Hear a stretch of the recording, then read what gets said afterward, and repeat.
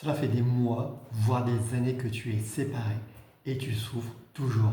Et tu penses que cette souffrance, elle est liée à ton ex et à ton ex, que c'est lui ou que c'est elle qui est responsable. Or, cette souffrance, c'est toi qui la construis, qui la maintient, qui la nourrit. Les autres ne nous font pas souffrir. En vrai dire, les autres ne font que révéler les blessures que l'on a à l'intérieur de nous. Et lors de la séparation, justement, vont venir se réveiller toutes ces blessures d'enfance, ces blessures de l'âme, que sont la trahison, le rejet, l'abandon, l'humiliation, l'injustice.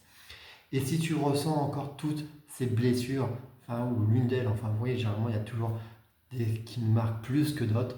Et pour chaque personne, va vivre une séparation différemment, selon l'angle, en fait, de la blessure qu'ils ont, cette blessure qu'ils ont, en fait, de leur enfant intérieur, et qui va se révéler à ce moment, finalement, de la séparation. Ce n'est pas ton ex qui va, en fait, faire créer cette douleur. C'est une blessure que tu as et que tu revis au quotidien, qui te font voir le monde à ce travers ce filtre. Et ce qu'il y a, c'est que toi, tu maintiens en fait finalement cette blessure parce que il faut que tu n'as pas cette connaissance d'avoir cet amour pour toi, cette bienveillance envers toi-même, de te séparer de ces blessures, de ces filtres de ton passé, de ce que tu as pu revivre pendant ton enfance de façon consciente ou inconsciente, et qui sont venus dans ta mémoire comme une réalité, ils font voir le monde absolument par ce filtre-là. Or, cette souffrance, tu la maintiens en pensant qu'elle vient de l'autre, qu'elle vient de ce qui s'est passé, de ce qui vient de tout ce que l'autre a fait. Alors bien sûr que ça peut être blessant ce qui s'est passé, mais si tu restes dans ce mécanisme des mois, voire des années après, c'est que c'est toi qui maintiens la souffrance. Parce que la personne, oui, elle a pu te blesser au moment de l'annonce de la séparation, au moment où il y a eu la tromperie ou autre chose, mais si tu restes encore dans ce système des mois et des années, c'est parce que tu vas maintenir, c'est que tu vas créer cette souffrance. La douleur, elle est normale. Par contre, la souffrance après, c'est toi qui choisis en fait de la maintenir, de la nourrir de façon inconsciente ou non, mais c'est parce que ton attention n'est pas à la bonne place, c'est que tu regardes toujours le passé et tu ne regardes pas en fait vers l'avenir. Ok, c'était pas ce que tu attendais de la vie, c'est pas ce que tu non plus ne méritais, c'est pas une question de mérite, mais c'est la vie. Les couples, les bains sont pas tous faits pour en fait durer. Certains sont juste des expériences pour nous apprendre finalement à revenir à nous-mêmes, à revenir à l'amour de soi, à se connaître, à se transformer, à se changer pour avoir des relations plus saines, pour avoir des relations justement plus authentiques où on peut être soi et où du coup eh ben, on est tous les deux portés en fait dans cette relation saine pour un couple en commun. Mais lorsqu'une relation s'arrête, même après des années, eh ben, c'est parce que les chemins de vie se sont séparés et c'est pas que ça n'avait pas de valeur, c'est juste qu'il y a un moment, eh ben, vous êtes changé d'évolution et parfois ça y a des couples où ça se passe bien, vraiment c'est beaucoup plus souvent beaucoup plus dans la douleur, hein, enfin, c'est toujours douloureux même quand ça se passe bien, hein, parce qu'on est toujours déçu, on veut toujours que ça soit pour toujours, mais il y en a qui arrivent à se quitter calmement en se disant ok, on est devenu plus des amis, plus des colocataires, c'est plus rare, le plus temps, c'est plus souvent, c'est plus tendancieux, parce que ben, on a cette sécurité affective à vouloir attacher à des mythes en fait sur l'amour, de l'amour qui durerait toujours, et qu'on se pense qu'on n'a pas de valeur si on vit une séparation, si on vit un divorce, et parce qu'on a donné en fait toute la force à l'autre d'être le personnage principal dans notre vie. Et du coup, on oublie de vivre pour soi et on oublie en fait de apprécier notre propre valeur. C'est l'autre qui va nous donner notre valeur et du coup, on ne veut pas perdre ça pour ne pas perdre la valeur qu'on croit l'avoir aux yeux de l'autre. Mais ta valeur à toi, elle est intrinsèque. Elle n'est pas liée si tu es en relation avec quelqu'un ou que tu sois célibataire.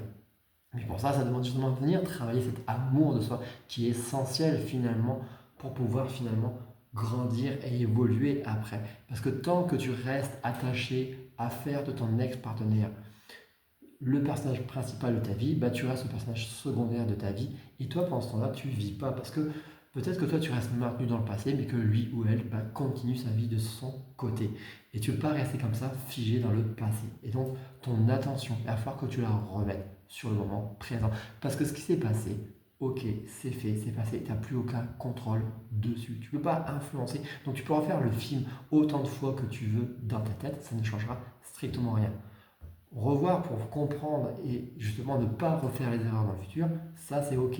d'accord? Je te le refais une fois, de dire, ok, voilà quelle est ma part de responsabilité, quelle est la part de responsabilité dans l'autre, parce que chacun a une part de responsabilité dans la rupture, de prendre sa part de responsabilité, et à partir de là, de faire les points en fait sur qu'est-ce que tu veux, qu'est-ce que tu veux plus faire dans tes futures relations, qu'est-ce que tu veux ne plus subir non plus, qu'est-ce que tu veux plus vivre. C'est pour ça qu'il y a vraiment ce retour à soi qui est important de bien se connaître. Mais si ça fait encore des mois, parce que malheureusement j'en vois beaucoup des personnes qui mettent même des années à refaire le film, à dire comment ils auraient pu sauver ce couple, comment ils auraient pu faire autrement, comprendre tout simplement que de toute façon, vous ne changerez pas le passé. Et que c'était comme ça que ça devait se passer. Ne cherchez pas à dire c'était injuste ou autre. Vous ne pouvez pas savoir mieux que la vie. C'est la vie en fait qui est notre guide. Et la vie fait les choses de toute façon, toujours pour que ça aille dans le fil de la croissance. Parce que la vie, son but, c'est de croître. Et donc, elle ne fait pas les choses par hasard. Et si cette séparation est arrivée, c'est forcément qu'il y a eu des choses. Peut-être que vous n'avez pas perçu. Peut-être que vous trouvez ça dur. D'accord, mais prenez-en la leçon. C'est pour venir vous changer, pour venir vous évoluer. Mais tant que vous restez bloqué dans vos blessures, dans vos filtres, vous allez être bloqué dans le passé et vous allez surtout arrêter de vivre, vous allez passer en mode survie. Sortez de ce mode, arrêtez de vous focaliser le passé, remettre votre attention sur le moment présent et sur là où vous voulez maintenant aller. Parce que vous êtes créateur finalement de votre monde. Ce sont vos pensées qui créent le monde. Et si vos pensées elles sont toujours tournées vers le passé, à des choses que de toute façon vous n'avez plus aucun pouvoir d'action, et bien vous n'avancez pas, votre monde il reste figé. Alors maintenant, c'est le moment de se décider à dire ok, je prends les leçons simplement de ce qui s'est passé. Ok, j'ai vécu une expérience avec des bons moments et des mauvais moments. Mais tout ça, vous pouvez avoir la gratitude pour ce que vous avez vécu, parce que vous avez appris. C'est pas du gâchis en fait. Vous ne recommencerez pas de zéro. Justement, vous avez eu une expérience de qu'est-ce que c'est le couple. On n'apprend pas à être en couple avant de le vivre. Donc, on vit ce couple, on prend les expériences, on prend les bonnes choses qui sont tirées, et on prend aussi les points sur son passé qui ont été, et on revient vers soi, à dire voilà, qu'est-ce qui est important pour moi dans une relation, qu'est-ce qui est aussi important pour moi. Je vous l'ai dit, l'importance aussi de s'aimer, de guérir de ses blessures aussi, pour arrêter de voir tout à travers le filtre de nos propres blessures. Parce que la trahison, l'abandon, l'humiliation, l'injustice, ces blessures que vous partez en fait depuis l'enfance vont tout vous faire voir à travers ce filtre, pas seulement qu'à séparation, mais plein de choses. Et tant que vous ne prenez pas en considération ces blessures que vous avez, qui vous font voir ce monde à travers ces lunettes, ces portes en fait, et que vous voyez tout ça, le monde sera toujours en fait dangereux ou injuste pour vous, ou vous allez toujours vivre à travers ça. Et ça, il va falloir venir finalement s'en libérer. Et pour ça, il y a tout un chemin de prise de conscience, d'observer les bonnes choses, de savoir effectivement qu'est-ce qui sont les blessures qui vont nous activer, quels sont vos schémas qui se mettent en place, et de comprendre que tout ça, ce sont juste des schémas, des histoires du passé, et que vous pouvez venir simplement vous en libérer en comprenant, en observant les choses sous un autre angle de chaque fois qu'il se passe quelque chose, de chaque fois que cette blessure vient se réactiver, de comprendre que ce n'est pas justement ce qui se passe réellement, mais c'est votre façon de voir, d'interpréter les façons. Et si vous sortez cette façon-là de voir autre chose, et de dire, plutôt que de dire mais pourquoi ça m'arrive à moi, mais qu'est-ce que ça m'apprend, d'en venir chercher ces leçons, cela va vous permettre d'avancer, de venir comprendre les leçons de face, sans de changer votre façon de voir, de percevoir et de comprendre les choses, de voir quels sont vos schémas qui se répètent et comment vous pouvez sortir de là en changeant justement vos perceptions, dans la connaissance de ceci, pour pouvoir finalement venir avancer et mettre surtout votre focus, votre attention sur là où vous voulez aller et pas sur ce que vous ne voulez pas, sur ce que vous ne voulez plus vivre. Non, votre attention doit être là où vous voulez aller, elle doit être orientée sur maintenant, je crée mon bonheur pour en fait l'avoir au jour le jour et dans l'avenir. Parce que c'est maintenant que votre vie se passe et votre bonheur, c'est un choix en fait de le vivre en fait par le fait tout simplement d'être en vie, le fait en fait d'être incarné dans ce monde, d'être vivant, d'expérimenter, d'être là pour expérimenter le grand jeu de la vie. Oui, dans la vie, il n'y a pas que non plus que du bonheur, il y a des phases dures. Vous en avez vécu une, mais vous ne marchez pas avec ça. Restez pas en fait en punition avec vous-même, à vous punir parce que vous avez vécu des éléments durs dans la vie, des crises dans la vie. Il y en aura encore. Tout le monde en traverse, de façon différente. Tout le monde ne vit pas une rupture, mais une personne peut vivre des ruptures de façon différente. Certains vont vivre un deuil dans la famille, certains vont avoir des burn-out, certains vont avoir des dépressions, certains vont perdre leur travail. Tout le monde en fait vit des crises à un moment ou à un autre dans sa vie, parce que les crises font partie de la vie.